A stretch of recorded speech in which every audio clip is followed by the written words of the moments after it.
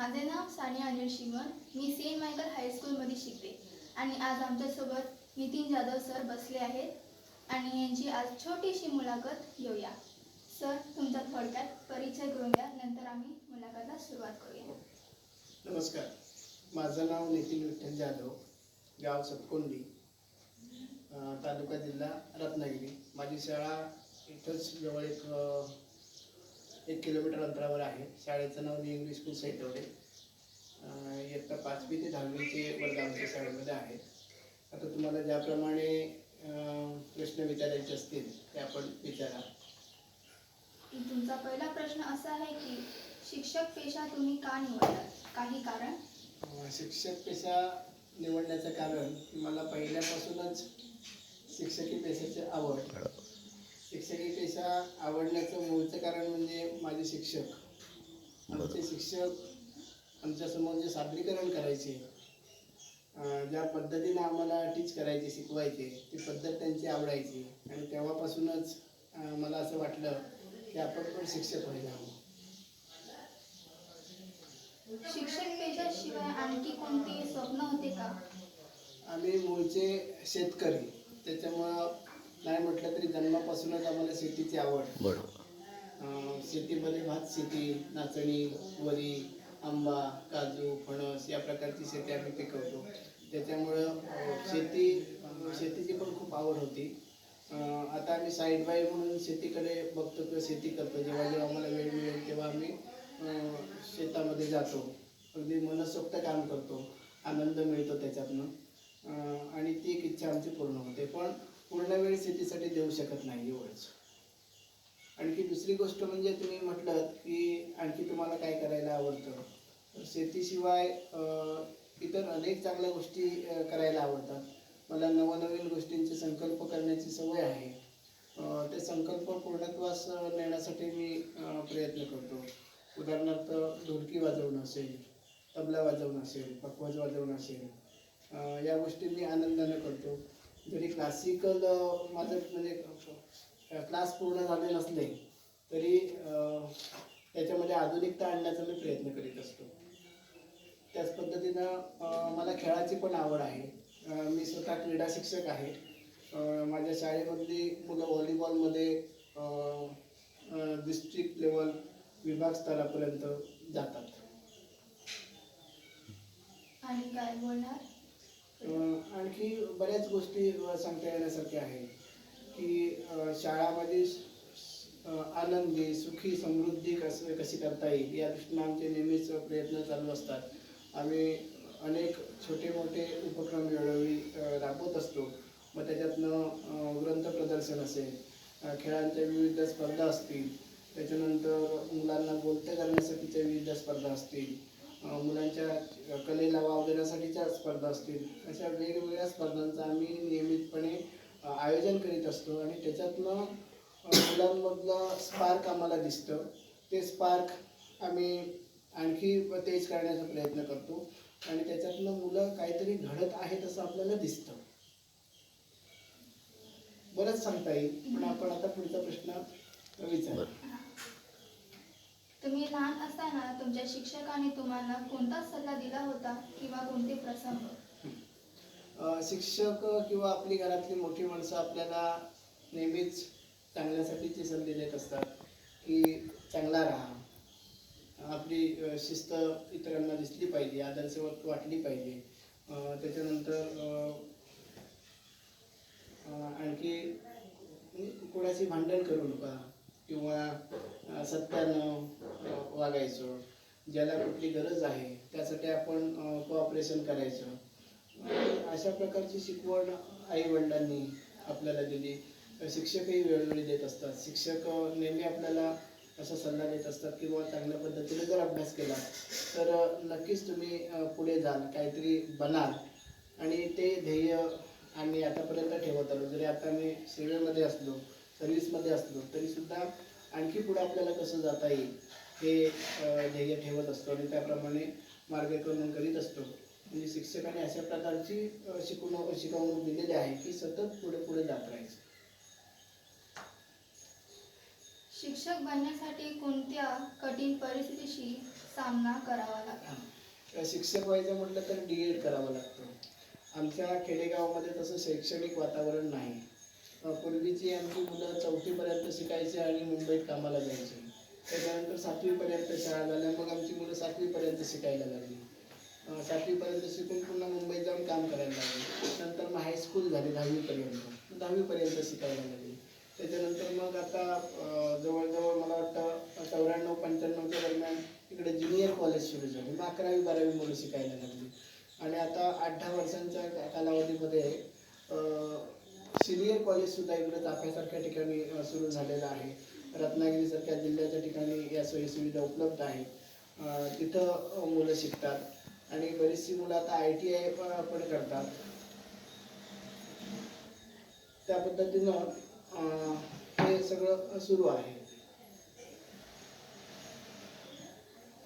शिक्षक झाल्यावर तुमचा पहिला वर्गातला अनुभव कसा होता? शिक्षक झाल्यावर पहिला अनुभव सांगायचं झालं तर आधी आनंद होता की मी शिक्षक झालोय. शिक्षकाचं एक ध्येय असलं पाहिजे की आपण सतत हसतमुख आनंदी राहिलं पाहिजे आणि आपले जे स्टुडंट असतात त्यांना आपण हवेसे वाटले पाहिजे. मग त्या पद्धतीनं मुलांना जास्त न ओरडता, मुलांना जास्त त्यांना घाबरवणारा धाक न दाखवता ते आपल्याकडे आकृष्ट कसे होतील, त्याच्यानंतर आपल्या टीचिंगनं ते समाधानी कसे होतील, आनंदी कसे होतील, हे शिक्षक आम्हाला सारखे माझ्या तासावर आले पाहिजे असं कसं वाटेल या दृष्टीनं मी माझ्या दिवसभराच्या कामकाजाचं नियोजन करतो आणि त्या पद्धतीने क्लास घेतो. आणि मी जेव्हा वर्गावर जातो तेव्हा माझी मुलं असं अपेक्षित धरतात की हेच सर कायमचे माझ्या तासावर यावं. म्हणजे थोडक्यात मुलांना आनंद देणं, त्याच्यातनं आपण आनंदी राहणं हे मी शिकतो. एक शिक्षक म्हणून तुमचा काही अनुभव सांगाल का? शिक्षक म्हणून एकच कशाला भरपूर आपल्याला अनुभव सांगता येतील की बरीच मुलं अशी असतात की त्यांना सोयीसुविधा मिळत नाही. त्याच्या उलट काही गोष्टी असतात की काही मुलं म्हणजे हायफाय घरातून आलेली असतात. मग तिथं काय होतं, मग खेडेगावातली मुलं असतात ती थोडी दबून राहतात. अरे आता या शाळेत तर आपलं काहीच चालणार नाही, या मुलांचे कपडे आपल्यापेक्षा कितीतरी छान, या मुलांचं बोलणं आपल्यापेक्षा कितीतरी छान, या मुलांचे आपल्यापेक्षा डबे कितीतरी छान, आपण कुठंच ही मुलं चांगली बोलतात, आपण तर कुठंच टिकत नाही. अशा मुलांसाठी आम्ही खूप काम करतो. अशी मुलं कशी बोलती होतील, अशी मुलं सगळ्यांमध्ये कशी इन्व्हॉल्व होतील त्या दृष्टीने आमचे प्रयत्न सुरू असतात. हा एक अनुभव सांगण्यासारखा आहे. त्याच्यानंतर सहलीमधनं जाताना पालक आपल्यावर वडिलांची जबाबदारी, आई वडिलांची जबाबदारी टाकतात. जरी लेडीज शिक्षिका नसल्या तरी आम्ही अगदी व्यवस्थितपणे मुलांना सहलीवरनं घेऊन येतो. म्हणजे हा एक अनुभव असतो. आता एवढ्या मुलांना सांभाळणं ही काही साधी गोष्ट राहिलेली नाही. त्याच्यानंतर मुलांचा वाचनाचा स्तर उंचावण्यासाठी आम्ही वेळोवेळी ग्रंथ प्रदर्शनाचं आयोजन करत असतो. ग्रंथ प्रदर्शनाचं आयोजन म्हणजे जी आमच्या वाचनालयामध्ये सगळी पुस्तकं आहेत ती सगळी पुस्तकं मांडण्याचा आम्ही प्रयत्न करतो की जेणेकरून ती सगळी पुस्तकं मुलांच्या नजरेखालनं जातील. भले त्याच्यातलं त्यांना जे आवडेल ते पुस्तक ती मुलं वाचतात. याच्यातनं आवड नसताना सुद्धा, पुस्तकं वाचायची सवय नसताना सुद्धा मुलं त्यांच्या सारखं नजरेसमोरली समोर ती पुस्तके गेल्यामुळं त्या मुलांना वाचनाची सवय लागलेली आहे. आणि आजकाल होतं कसं की शाळांमध्ये फक्त गाईडाची उत्तर आम्ही अपेक्षित धरतो शिक्षक लोक. त्याच्यामुळं मुलांच्या कल्पनाशक्तीला काही चालनाच नाही आहे. आता आम्ही मराठी माध्यमाच्या शाळांमधून शिकवतो, मराठी आमची मातृभाषा आहे, पण आमच्या शाळेतली किंवा इतर सगळ्याच शाळांमधलं तुम्ही उदाहरण जरी घेतलं, अभ्यास केला तर असं तुम्हाला दिसतं की धड मराठीची 4 वाक्य सुद्धा लिहिता येत नाही. म्हणजे हे आपलं दुःख आहे आणि खंत आहे शिक्षक वर्गाची. तर असं होऊन चालणार नाही. मग आम्ही आमच्या स्टाफनं ठरवलं की अशा प्रकारचं पुस्तक प्रदर्शन वगैरे मांडून मुलांना वाचनाची सवय आपण लावूया आणि मुलांना स्वतःची उत्तरं लिहायला लावूया. गाईडाची उत्तरं आपण स्वीकारायची नाही, स्वतःची उत्तरं स्वीकारायची. भले मग ते थोडक्या मोडक्या शब्दातलं असू दे, ते त्याचं उत्तर असेल आणि त्याच्यातनं त्याला लिहिण्याची सवय लागेल. त्याच्यानंतर आम्ही असं एक आवाहन मुलांना केलं होतं की बाळांनो, आम्ही तुम्हाला धडे शिकवतो, आम्ही तुम्हाला कविता शिकवतो, पण त्या कविता शिकवताना आम्ही त्या कवीचं नाव सांगतो, लेखकाचं नाव सांगतो, त्याच्याखाली जो परिचय आहे तो सगळा परिचय आम्ही तुम्हाला देण्याचा प्रयत्न करतो आणि त्याच्याबरोबर आम्ही तुम्हाला सांगतो की भविष्यातल्या पिढ्या ज्या येणार आहेत त्यांच्या समोर जे पुस्तक येईल त्या पुस्तकामध्ये तुमचा पण कुठेतरी पाठ असला पाहिजे, तुमची पण कुठेतरी कविता असली पाहिजे. हा आमचा सन्मान आहे, हा आमचा काय सन्मान आहे. तर नक्कीच आमची मुलं आता लिहायला लागलेली आहे, कोण आता कविता करायला लागले, कोण समजा प्रवासाला गेलं तर त्या प्रवासाचं वर्णन ती मुलं लिहून काढतात, छोट्या छोट्या कथा मुलं तयार करतात, छोटे छोटे स्वतःचे सुविचार मुलं तयार करतात, नवीन नवीन म्हणी पण आता मुलं आमची तयार केलेली आहे. म्हणजे एखादी म्हण सांगायची झाली तर आता बघावं तेव्हा लोकांच्या हातात मोबाईल, म्हणजे अशा पद्धतीच्या म्हणी बरीचशी मुलं तयार करायला लागलेली आहेत. म्हणजे जसा जमाना आहे तशी आमची मुलं वागायला लागलेले आहेत. त्याच्यानंतर समाज प्रबोधन करणं महत्त्वाचं असतं, कारण खेडेगावात फार डेव्हलपमेंट झालेली नसते, वैचारिक म्हणा किंवा काय म्हणा, शैक्षणिक म्हणा. तर अशी लोक खूप मागासलेली असतात, वैचारिकदृष्ट्या म्हणा, त्याच्यानंतर राहणीमानाचं स्तर उंचावण्याच्या दृष्टीनं म्हणा, सगळ्याच दृष्टीनं मागासलेली असतात. मग व्यसनाधीनता अधिक वाढलेली असते किंवा आणखी अंधश्रद्धा वाढलेली असते. मग आम्ही काय करतो, मोक्याच्या दिवशी मोक्याच्या ठिकाणी असं आपण काय करतो की मुलांची पथनाट्य आयोजित करतो. मग अंधश्रद्धेवर आधारित असतील, साक्षरतेवर आधारित असतील, त्याच्यानंतर व्यसनाधीनतेवर आधारित असतील, अशी पथनाट्य आम्ही ठिकठिकाणी सादर करतो आणि ते बघण्यासाठी ते नाक्यात किंवा मोक्याच्या ठिकाणी आम्ही घेत असल्यामुळं तिथं रेलचल असते लोकांची सतत आणि त्याच्यामुळं लोक ते काय जे काही चाललेलं आहे ते बघतात आणि त्यांच्यामध्ये पण थोडासा फरक पडताना दिसतो. आणि आम्ही मुलांना सुद्धा सांगत असतो की तुमचे वडील जर समजा तंबाखू खात असतील तर तुमच्या वडिलांचा तंबाखू तुम्ही खाणं बंद करायचं आहे. ते तुमचे प्रयत्न आहेत. काय दारू पित असतील तर लोकांची, वडिलांची, बालकांची दारू आपल्याला बंद करायची तर तुमचे प्रयत्न असतील, ते श्रेय सगळं तुम्हालाच आहे. हे व्यसनाधीनता जर बंद झाली तर सगळी कुटुंब आनंदात सुखात नांदतील आणि खऱ्या अर्थानं श्रीकृष्णाचं गोकुळ आपल्या घरामध्ये नांदते असं नक्की आपल्याला पाहिजे. म्हणजे असे कितीतरी अनुभव सांगता येतील आपल्याला की वर्गात अध्यापन करताना किंवा वर्ग म्हणजे चार भिंतींची खोली नव्हे, वर्ग म्हणजे हा सगळा निसर्ग आहे, हा सगळा परिसर आहे. जिथं जिथं आपण जातो तिथं आपल्याला शिकायला मिळतं, बघायला मिळतं, बोलायला मिळतं, चार गोष्टी सांगता येतात इतरांना. म्हणजे अशा प्रकारचा आमचा वर्ग असतो. वर्ग म्हणजे चार भिंतींची खोली ही संकल्पना आम्ही बाजूला केलेली आहे. अगोदरच्या शिक्षणामध्ये व आताच्या शिक्षणामध्ये कोणता फरक आहे? असं वाटतं की उगाच काहीतरी चढावून चाललंय. स्पर्धेसाठी, परीक्षांसाठी आम्ही मुलांना शिकवतोय की काय, या क्लासवर आला की त्या क्लासला, त्या क्लासवर आला की आणखी पुढे दुसऱ्या क्लासला.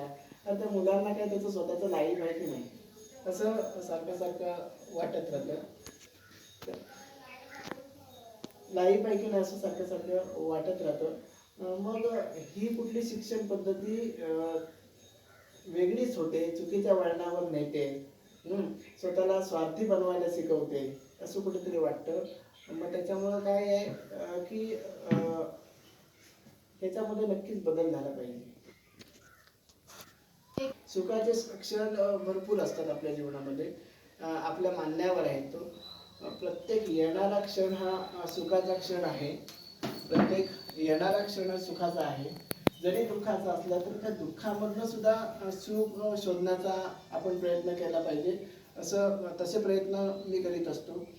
प्रत्येक क्षणाला जरी तो क्षण आपला नसला तरी त्या दुःखाला सुद्धा सुखी करण्याचा माझा नेहमी प्रयत्न असतो आणि त्याच्यामुळं मी नेहमी हसत खेळत आनंदात असलेलं मला तरी पाहायला मिळतं. आताच्या नवीन पिढीला तुम्ही काय सल्ला देणार? नवीन पिढीला सल्ला असं म्हणता येणार नाही, पण नवीन पिढीला जर सांगायचं झालं, जमाना जरी बदलत असला, ही संस्कृती जरी बदलत असली तरी जुनी संस्कृती काय आहे ती आपण समजून घेतली पाहिजे. नवीन संस्कृतीमध्ये बऱ्याचशा गोष्टी, जुन्या गोष्टी आहेत ज्या करणं गरजेचं आहे त्या बाजूला पडत चाललेल्या आहेत. मग तुम्ही ज्या मोबाईलमध्ये आता गुरफटलेले असतात ही नवीन मुलं, मोबाईल चांगली गोष्ट आहे पण त्याच्यामधनं तुम्हाला पुढे नेणारा, तुम्हाला मोठं बनवणारं काम किंवा गोष्टी तुम्ही मोबाईलमध्ये बघितल्यात तर तुम्हाला चांगला मार्गदर्शक म्हणून गाईड करणारा म्हणून तुम्ही मोबाईल तुम्हाला उपयोगात येऊ शकतो. त्याच्यानंतर तुम्ही मेहनत केली पाहिजे, रेडीमेड गोष्टींचा स्वीकार करायचा नाही. आता होतं कसं, आम्ही लहान असताना आम्हाला ज्या बऱ्याच गोष्टी मिळाल्या नाही त्याच्यामुळे आमच्या बऱ्याच गोष्टी मागं पडल्या. त्याच्यामुळं आमच्यासारख्या पालकांना असा प्रश्न पडतो, अरे मला ज्या गोष्टी कमी पडल्या, माझं ज्या गोष्टींमुळे शिक्षण झालं नाही त्या गोष्टी माझ्या मुलांना मिळाल्या पाहिजेत. मग आम्ही काय करतो, त्याला पेन मागितलं की आम्ही 10 पेन आणून देतो, सायकल मागितली की आम्ही लगेच सायकल आणून देतो. म्हणजे त्याची ऑर्डर आली की ते लगेच आम्ही तोड हातावरच्या फोडाप्रमाणे जपायचा प्रयत्न करतो. तर असं करून चालणार नाही. तर त्याला पण या गोष्टींची जाणीव झाली पाहिजे की येते हे फुकटचं येत नाही, त्याच्यासाठी पण कष्ट करावे लागतात, रक्त आठवावं लागतं, घाम गाळावा लागतो. ही जाणीव त्यांच्या मनामध्ये कुठेतरी निर्माण व्हायला पाहिजे. पेन मागितला तरी तो त्या पेनची किंमत त्याला आधी कळायला पाहिजे. सायकल मागितली तर सायकलची किंमत त्याला कळायला पाहिजे. या गोष्टी सांगण्यासारख्या आहेत. त्याच्यानंतर आताच्या बदलत्या जमान्यामध्ये आपल्याला नेमकं काय बनायचं, आपल्याला नेमकं काय करायचं आहे हे मुलांनी ठरवलं पाहिजे. आताची मुलं तशी अबोल असतात, बोलत नाही काय करायचं आहे किंवा कसं काय, किंवा मोठा माणूस जरी बाजूला गेला तरी ती हाक मारण्याची संस्कृती नाही राहिलेली. ते त्याच्या मुलांमध्ये आलं पाहिजे. मुलांनी काय केलं पाहिजे, समोरच्या हाकेची वाट न बघता आपली हाक त्याला पहिल्यांदा कशी जाईल हा प्रयत्न मुलांनी करायला पाहिजे. म्हणजे बऱ्याच गोष्टी असं सांगता येतील. आणि दुसरी गोष्ट आता अशी करायला हवी की प्रत्येक चांगल्या कामाचा आपण हिस्सा बनला पाहिजे. मग ते घरातलं असू दे, समाजातलं असू दे, शाळेतलं असू दे, कुठलेही असू दे, कुठल्याही चांगल्या कामाचा आपण हिस्सा असला पाहिजे. आता एखादं छोटंसं उदाहरण द्यायचं म्हटलं तरी घरात भरपूर कामं असतात, त्याच्यातलं एक कचरा काढण्याचं काम जरी आपण केलं तरी इतरांना त्याच्यातून थोडासा आराम मिळेल, बरोबर ना. एखाद्यावर लोड पडतो तो कमी होईल. तसं शिक्षणाच्या बद्दलचं सुद्धा प्रत्येक ज्या ॲक्टिव्हिटीज राबवल्या जातात शाळांमधनं त्या ॲक्टिव्हिटीमध्ये आपण सहभागी व्हायला पाहिजे. ॲक्टिव्हिटीमध्ये जर आपण सहभागी झालो तर निश्चित पुढं होऊन एकट्याला कुठला आपल्याला एखादा उपक्रम करायचा असेल किंवा लिडरशिप करायचं असेल, नेतृत्व करायचं असेल तर आपल्याला अगोदरच त्या गोष्टींची माहिती असते. त्यामुळे ती आपल्याकडे आलेली जबाबदारी आपण व्यवस्थितपणे पार पाडू शकतो. पुढचा प्रश्न झालं सगळं. तर तुम्हाला सुद्धा एक माझं असं सांगणं आहे की तुम्ही आता इयत्ता 10वीच्या वर्गामध्ये शिकत आहात आणि मला वाटतं तुम्ही आमच्या महाराष्ट्रामधल्या जरी असलात तरी वडिलांच्या कामाधंद्यानिमित्त तुम्ही गोवा राज्यामध्ये तिकडं राहता. चांगली गोष्ट आहे, कारण दोन्ही राज्यांमधलं कल्चर तुम्हाला बघायला मिळतं. तसं वेगवेगळ्या राज्यांमध्ये, देशामध्ये अनेक राज्य आहेत, तर वेगवेगळ्या राज्यांमधलं कल्चर पण वेगवेगळं आहे. लक्षात आलं. तर 2 राज्यांमधलं कल्चर तुम्ही बघताय, तर तुम्ही त्या बाबतीत नशीबवान आहात, भाग्यवान आहात असं मी म्हणेन. तुम्ही आता मुलाखत माझी घेतली, मला काही प्रश्न विचारले, ही चांगली गोष्ट आहे. तुमच्या घडवणुकीच्या दृष्टीने गोष्ट चांगली आहे. मुलाखत घेण्याचं पण एक धाडस लागतं, किंवा आपण जी कुठली गोष्ट करणार आहोत, समजा एखाद्या ठिकाणी एखादा कार्यक्रम असेल तर तिथे आपल्याला बोलायला लागतं.